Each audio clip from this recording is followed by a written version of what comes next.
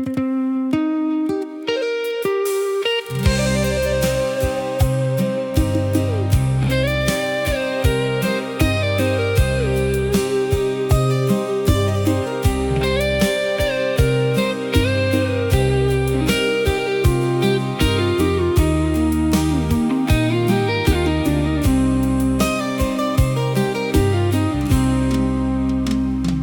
្លឹកឈើខ្យល់ផាត់លើបរវិចហាក់ដូចជាចាំមិនភ្លេចចាំក្នុងចិត្តជាប់ជានិច្ចពាក្យពេចន៍សង្សារស្លឹកឈើខ្យល់ផាត់លើហាក់ដូចជាលើកដៃបងហៅស្នេហា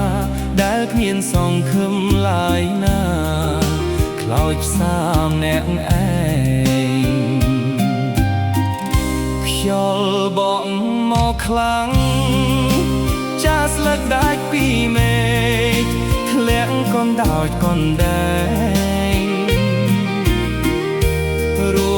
ស័តតាមខ្យល់ម្នាក់ឯងឃើញតែក្តីអស់សង្ឃឹម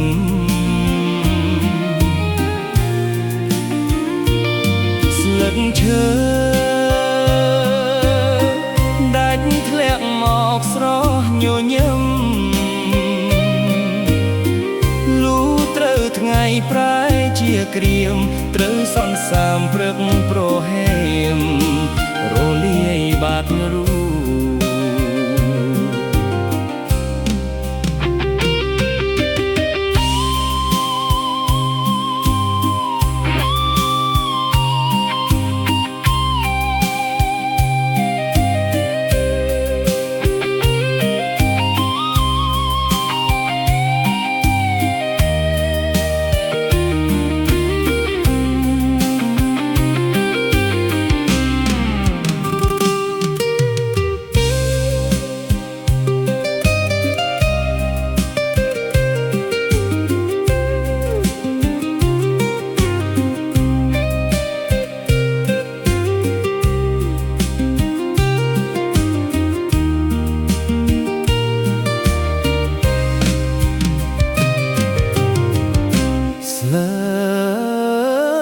ឈើ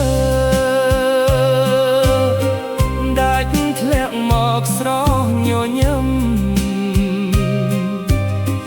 លុះត្រូវថ្ងៃប្រែជាក្រៀមត្រូវសន្សាមព្រឹកប្រហែមរលាយបាត់រូស្លឹកឈើដាច់ធ្លាក់មកស្រស់ញញឹមលុះត្រូវថ្ងៃប្រែជាក្រៀមត្រូវសន្សាមព្រឹកប្រហែម